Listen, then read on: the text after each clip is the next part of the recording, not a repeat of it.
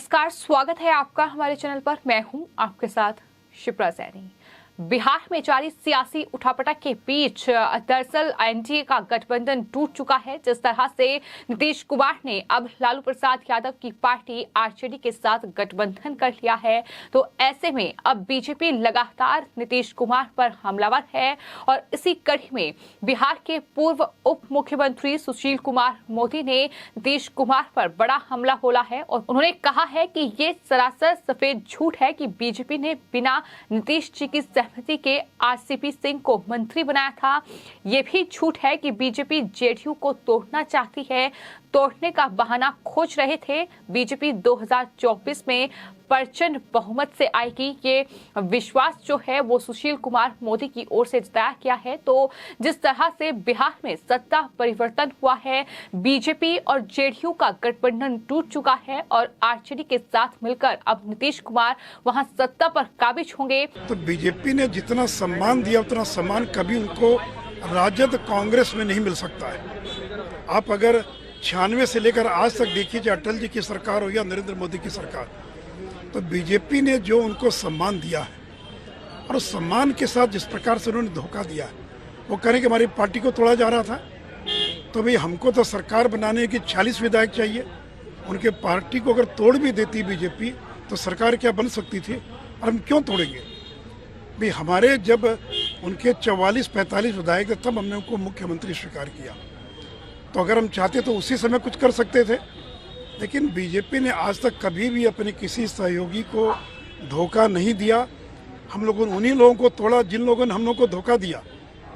चाहे वो अगर महाराष्ट्र के अंदर शिवसेना, जिसका समझौता था बीजेपी के साथ, और शिवसेना ने जब धोखा दिया तो उसका परिणाम भुगतना पड़ा। नीतीश कुमार मुख्यमंत्री ही बने रहेंगे, तो वहीं जो तेजस्वी यादव हैं वो उप मुख्यमंत्री की शपथ लेंगे और आज शाम ये शपथ ग्रहण समारोह हो सकता है, इस तरह की खबरें सामने आ रही है। लेकिन इस बीच बीजेपी लगातार नीतीश कुमार पर हमलावर है, क्योंकि जिस तरह से जेडीयू ने तमाम आरोप बीजेपी पर लगाए हैं, जिस तरह से ये गठबंधन टूटा है और उसके बाद आरोपों की झड़ी लगी है, उस बीच अब सुशील कुमार मोदी ने ये बयान दिया है। उनका साफ तौर पर यह कहना है कि ये आरोप ही गलत है कि बीजेपी जेडीयू को तोड़ना चाहती है। इतना ही नहीं, उन्होंने कहा कि सिर्फ ये एक बहाना कहीं ना कहीं निकाला गया है अलग होने के लिए। बीजेपी 2024 में प्रचंड बहुमत से बिहार में आएगी, ये उनकी तरफ से कहा गया है। वहीं पूर्व केंद्रीय मंत्री और बीजेपी के नेता रविशंकर प्रसाद ने नीतीश कुमार पर कई गंभीर आरोप लगाए। रविशंकर प्रसाद ने ये कहा कि मैं सिर्फ आपको याद दिलाना चाहता हूं कि आप हमारे यानी बीजेपी के साथ कैसे आए और क्यों आए थे। आज नीतीश जी सांप्रदायिकता की बात करते हैं, लेकिन जिस समय आप बीजेपी के साथ आए थे उस समय देश में राज जन्मभूमि की लड़ाई तेज थी, ये उनकी तरफ से कहा गया है। तो इस तरह से बीजेपी के तमाम नेता हमलावर हैं।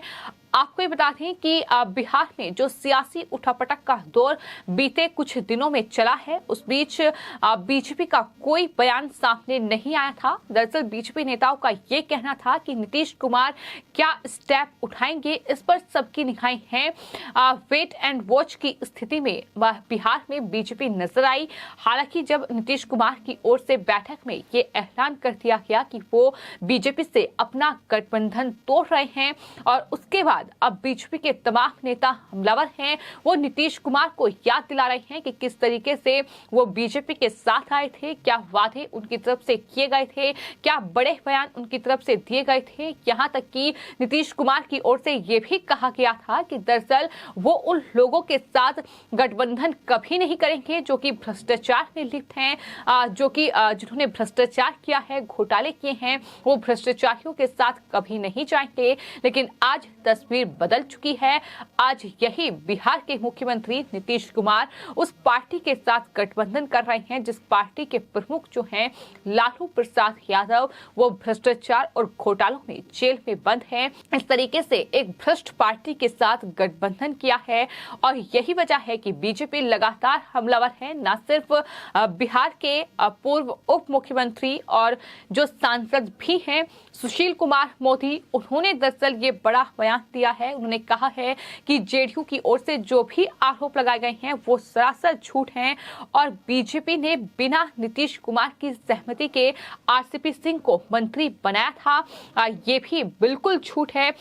इस तरह से दरअसल सफाई जो है एक तरीके से दी गई है। दरअसल बिहार में जिस तरह से ये पूरा मामला सामने आया, बीजेपी ने आरसीपी सिंह को मंत्री बनाया, जिसको लेकर नीतीश कुमार भड़के और कहीं ना कहीं आरसीपी सिंह और नीतीश कुमार के बीच जो है मतभेद भी देखने को मिला और कहीं ना कहीं वही मतभेद बढ़ता गया और इस तरह से अब अंजाम ये हुआ कि बीजेपी और जेडीयू का गठबंधन बिहार में टूट चुका है। अब एक बार फिर जेडीयू और साथ ही आरजेडी मिलकर वहां सत्ता पर काबिज होंगे, लेकिन इस तरह से कहीं न कहीं ये बयानबाजी का दौर भी जारी है।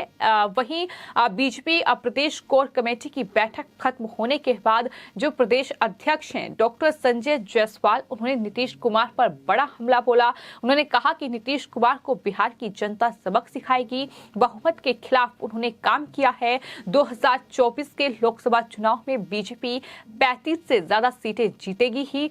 2025 के विधानसभा चुनाव में भी 2/3 से ज्यादा बहुमत से सूबे में सरकार बनाएगी। बीजेपी ने ही नीतीश कुमार को आगे बढ़ाया है और उन्होंने बदले में धोखा दिया है। उनकी पूरी राजनीति ही समाप्त हो जाएगी। ये लगातार बीजेपी की ओर से बयान सामने आ रहे हैं। तो बीजेपी का ये साफ आरोप है कि दरअसल नीतीश कुमार ने बीजेपी को धोखा दिया है। तो सुशील कुमार मोदी की ओर से ये बड़ा बयान दिया गया है। उन्होंने कहा है कि नीतीश कुमार आरजेडी में वो सम्मान उन्हें नहीं मिलेगा। उन्हें बीजेपी में रहते हुए जो सम्मान मिला था, हमने ज्यादा सीटें होने के बावजूद उन्हें मुख्यमंत्री बनाया और कभी उनकी पार्टी को तोड़ने की कोशिश नहीं की। हमने तो उन्हें तोड़ा जिन्होंने हमें धोखा दिया। महाराष्ट्र में शिवसेना ने हमें धोखा दिया और परिणाम भुगतने पड़े हैं। तो एक तरीके से ये याद दिला दिया है कि अगर हमें धोखा दिया गया है तो उसका अंजाम भुगतना होगा। नीतीश कुमार को लेकर ये बड़ी बात सुशील कुमार मोदी की ओर से कही गई है। कहा है कि हमने तो उन्हें ही तोड़ा है जिन्होंने हमें धोखा दिया है। तो क्या नीतीश कुमार ने बीजेपी को धोखा दिया? और अगर ऐसा है तो क्या बीजेपी अब एक नई रणनीति बिहार में तैयार करेगी? ये बड़ा सवाल है, क्योंकि आने वाले वक्त में 2024 में लोकसभा चुनाव हैं, तो वहीं 2025 में विधानसभा चुनाव बिहार में होने हैं। और अगर बिहार विधानसभा की बात की जाए तो आपको ये बता दें, सिंगल लार्जेस्ट पार्टी जो है बिहार असेंबली में वो बीजेपी ही है। 77 विधायक उनके पास हैं। इसके अलावा बात अगर आरजेडी की जाए तो आरजेडी के पास भले ही आज की तारीख में 79 विधायक हों, लेकिन आपको ये बता दें कि जब चुनाव हुआ था, नतीजे सामने आए थे, तब बीजेपी ही सबसे बड़ी पार्टी थी। लेकिन उसके बाद एआईएमआईएम के कई विधायक जो थे वो आरजेडी में शामिल हुए, जिसके बाद उनके विधायकों की संख्या बीजेपी से ज्यादा हो गई। आपको बता दें, नीतीश कुमार की पार्टी जेडीयू के पास महज 45 विधायक हैं। तो इतनी कम संख्या होने के बावजूद भी बीजेपी ने नीतीश कुमार को मुख्यमंत्री बनाया। ये बात वहां बिहार बीजेपी के नेता कह रहे हैं और यही वजह है कि वो ये कह रहे हैं कि दरअसल नीतीश कुमार ने उन्हें धोखा दिया है। हालांकि देखना ये होगा कि बीजेपी अब क्या रणनीति बिहार में तैयार करती है। क्या बीजेपी के पास ये वक्त है कि बिहार में रणनीति तैयार करके आने वाले चुनावों में कहीं न कहीं आरजेडी और जेडीयू को मात दी जाए? क्या बिहार विधानसभा चुनाव में बीजेपी अब अपने परफॉर्मेंस पर ही रणनीति तैयार करेगी कि आखिर क्या कुछ नतीजा बिहार विधानसभा चुनाव 2025 का होना चाहिए? इस पर ही बीजेपी का फोकस होगा। ये तमाम चीजें हैं जो कहीं ना कहीं फिलहाल सवाल बनी हुई है, लेकिन बीजेपी ने साफ तौर पर जो बयान सामने आए हैं, फिर चाहे वो बीजेपी सांसद और बिहार के पूर्व उप मुख्यमंत्री सुशील कुमार मोदी का बयान हो या फिर पूर्व केंद्रीय मंत्री रविशंकर प्रसाद का बयान हो, उनकी तरफ से ये याद दिलाया गया है कि आखिर नीतीश कुमार बीजेपी के साथ कैसे और क्यों आए थे, क्या कुछ उनकी तरफ से कहा गया था। तो वहीं बीजेपी कोर कमेटी की बैठक के बाद जो वहां प्रदेश अध्यक्ष हैं डॉक्टर संजय जायसवाल, उनकी तरफ से भी नीतीश कुमार पर बड़ा हमला बोला गया है। सवाल यही है कि आखिर बीजेपी अब आगे की क्या रणनीति बिहार में तैयार करेगी? क्या नीतीश कुमार को मात देने में कामयाब हो पाएगी? क्या आरजेडी और जेडीयू के गठबंधन को मात दे पाएगी? ये तमाम सवाल हैं जो फिलहाल इस बिहार के सियासी घमासान के बीच सवाल बने हुए हैं। फिलहाल आपकी इस पूरे मामले पर क्या राय है, हमें कमेंट बॉक्स में जरूर लिखें और चैनल को सब्सक्राइब करें। धन्यवाद।